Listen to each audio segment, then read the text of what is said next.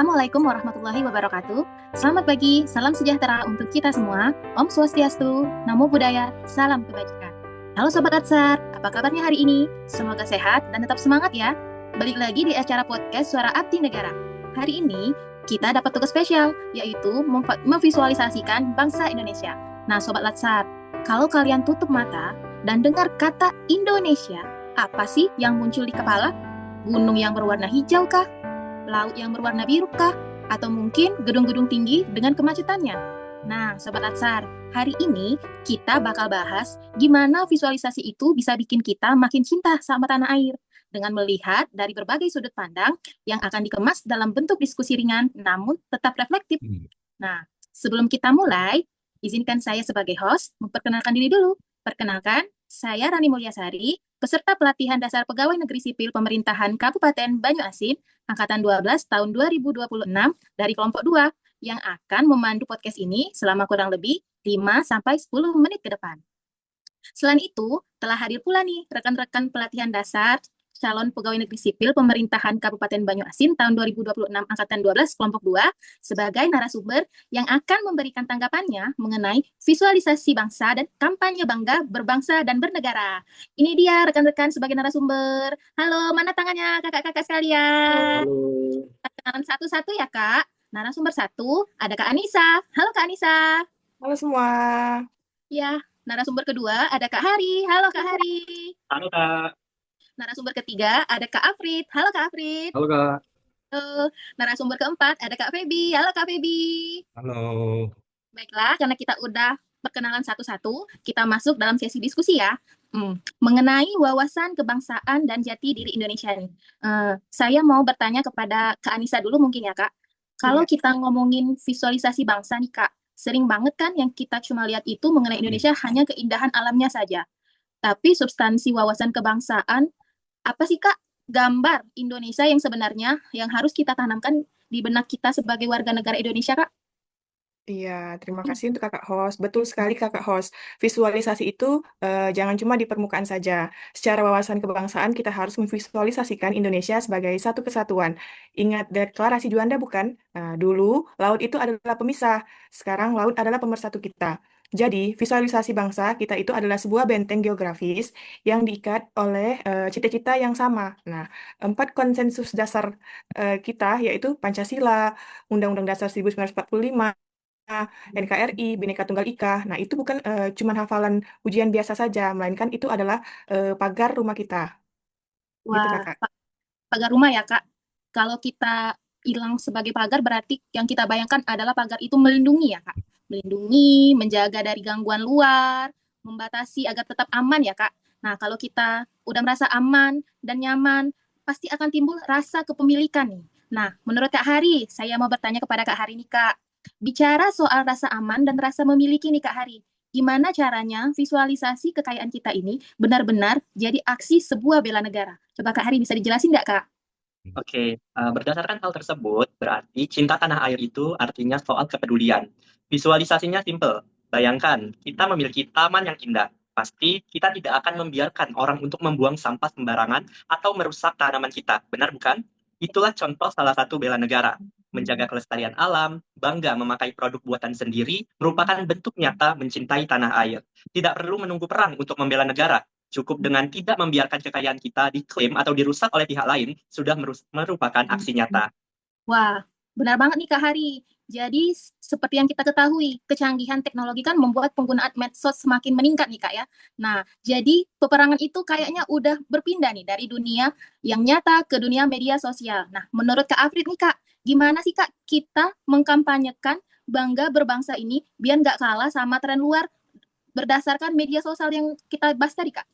Iya, baik, host. Nah, di sini nih tantangannya. Kita itu harus mengadopsi nilai adaptif itu. Visualisasi bangsa di medsos, jangan yang terlalu kaku-kaku banget gitu. Kita butuh narasi yang lebih keren lagi.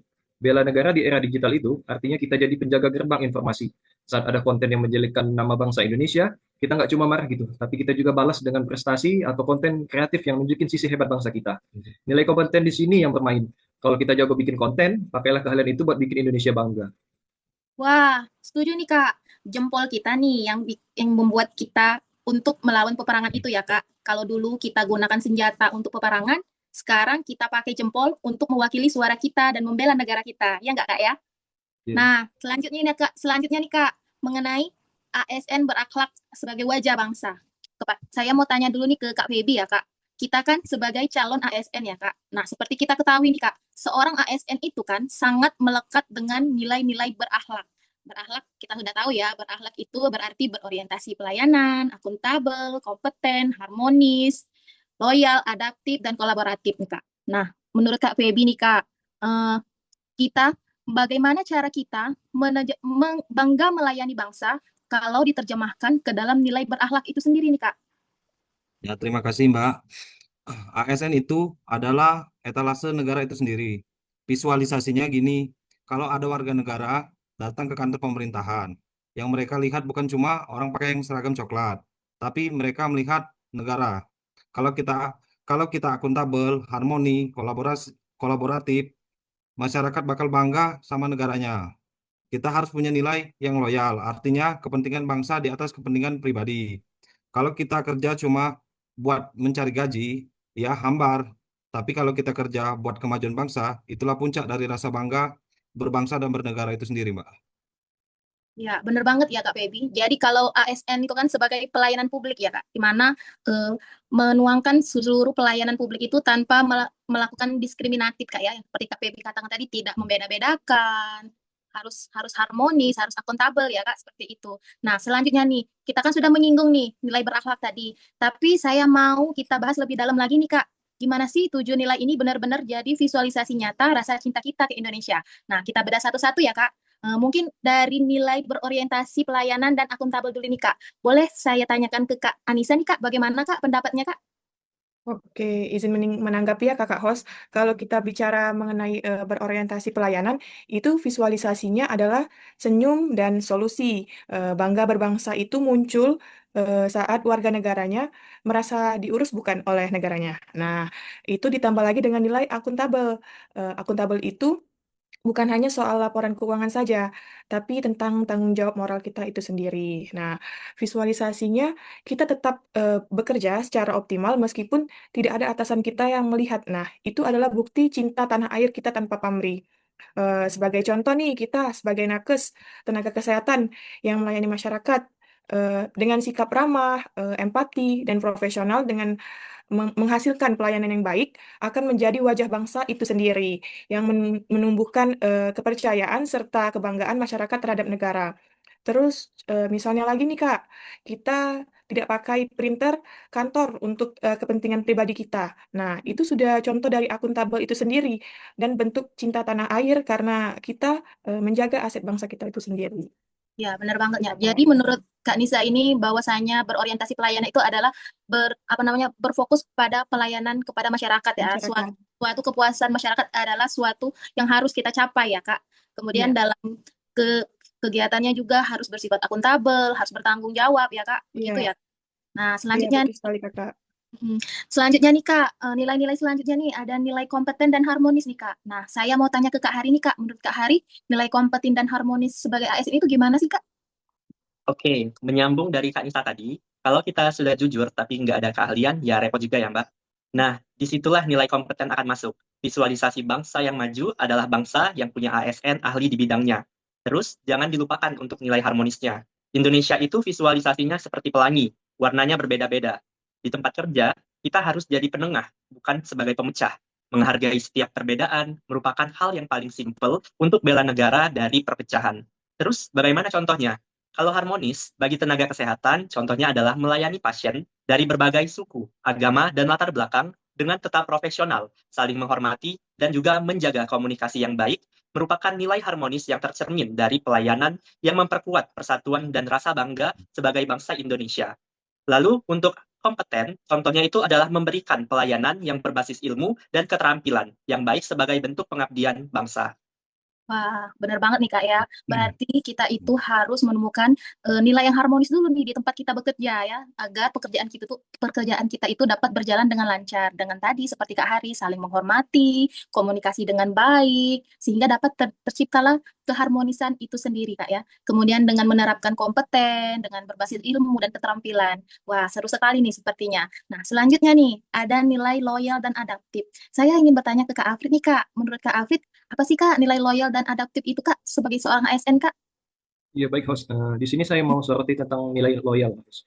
Loyal itu artinya menjaga nama baik sesama ASN, instansi tempat kita bekerja, pimpinan kita, dan tentu saja negara Indonesia. Visualisasinya itu kita tidak ikut-ikutan menyebar berita negatif atau rahasia negara ke publik. Tapi loyal bukan berarti kaku, kita harus adaptif. Seperti yang kita bahas tadi, visualisasi bangsa yang keren adalah yang lincah menghadapi perubahan teknologi. ASN yang adaptif itu yang nggak bilang, ah dari dulu juga caranya begini, tapi dia tanya, gimana cara yang lebih cepat pakai teknologi ini? Contohnya, sebagai pegawai perkantoran yang melaksanakan tugas sesuai kebijakan dan arahan pimpinan, serta menjaga nama baik instansi. Sikap ini mencerminkan sikap loyal. Contohnya lagi, sebagai pegawai perkantoran, kita harus cepat beradaptasi dengan digitalisasi administrasi, seperti aplikasi elektronik, arsip digital, dan juga layanan daring. Dan juga harus terbuka juga terhadap perubahan regulasi dan pola kerja yang baru untuk meningkatkan efektivitas pelayanan publik. Ini merupakan cerminan dari nilai sikap adaptif, Mas. Begitu. Benar banget ya Kak Afid. Jadi menurut Kak Afid tadi, loyal itu kita tidak boleh menyebarkan berita negatif ya Kak. Sudah sepantasnya Kak ya, kita harus tidak boleh menyebarkan berita negatif, apalagi kebenarannya belum tentu ya Kak, seperti yang kita bahas sebelumnya tadi ya Kak. Kemudian untuk secara adaptif, kita harus sering-sering melakukan perubahan atau inovasi terhadap pengetahuan-pengetahuan yang terbaru ya Kak, biar akan menciptakan pelayanan yang lebih baik lagi. Oke, selanjutnya nih Kak, ada satu nilai lagi yang kita bahas nih Kak, yaitu nilai kolaboratif nih. Saya mau bertanya ke Kak Febi nih Kak, menurut Kak Febi nih, apa sih Kak nilai kolaboratif itu sendiri Kak bagi seorang ASN? Ya, terima kasih, Mbak. Nah, poin terakhir yang jadi kunci adalah nilai kolaboratif. Visualisasi bangsa yang kuat itu bukan Superman, tapi harus super team. Antar instansi nggak boleh ada ego sektoral. Misal, orang kesehatan kerja bareng orang IT, dan orang sosial untuk berantas stunting. Itulah visualisasi gotong royong modern. Kalau kita kolaboratif, kampanye, bangsa berbangsa itu otomatis jalan karena hasilnya dirasakan oleh rakyat itu nyata. Misalnya lagi nih Mbak, aparatur bersama tokoh masyarakat, pemuda, tenaga kesehatan berkolaborasi dalam kegiatan pelayanan publik seperti bakti sosial, visualisasi kegiatan menampilkan masyarakat dari berbagai latar belakang. Bersatu di bawah merah putih adalah arti kolaboratif itu sendiri sih Mbak. Wah, dalam banget nih ya Kak Febi. Jadi seorang ASN itu harus bekerja sama atau dikatakan kolaboratif ya Kak. Tidak sendiri seperti Superman seperti kata Kak Febi tadi, melainkan super tim untuk mencapai suatu tujuan bersama ya Kak, yaitu tujuan negara kita. Wah, hebat banget nih perbincangan kita pada pagi hari ini. Jadi, secara keseluruhan, nilai berakhlak itu sebenarnya adalah wajah dari wawasan kebangsaan kita dalam bekerja sehari-hari. Kalau kita praktekin ini, otomatis kita sudah melakukan aksi bela negara. Ya nggak sih? Betul. Ya, Iya, betul sekali betul sih, Mbak. Bahkan Kakak. bisa dibilang berakhlak adalah cara kita memanusiakan birokrasi supaya masyarakat makin cinta sama Indonesia melalui kita sebagai ASN, Mbak. Wah, keren banget ya. Jadi berbangsa itu bukan cuma asal soal pasang bendera di bulan Agustus aja nih, tapi bagaimana kita bersikap setiap hari. Oke nih Kak, satu kalimat terakhir buat penutup podcast kita pada pagi hari ini nih Kak. Mungkin dari Kak Anissa nih Kak, ada kata-kata emasnya nih yang mau dikeluarin? Oke, terima kasih untuk kakak host. Jangan sampai hilang arah. Wah, selanjutnya nih, untuk Kak Hari nih, kata-kata emasnya nih Kak, bisa dikeluarin Kak. Kalau dari saya, cintainya dari hal terkecil dan dari lingkungan terdekat. Benar banget nih. Nah, untuk Kak Afri nih Kak, kata-kata emasnya nih Kak, Kalau bisa dari dikeluarin? saya, marilah kita menjadi pendekar digital yang membawa nama baik bangsa. Mantap. Nah, dari Kak Febi sendiri Kak, kata-kata emasnya nih Kak.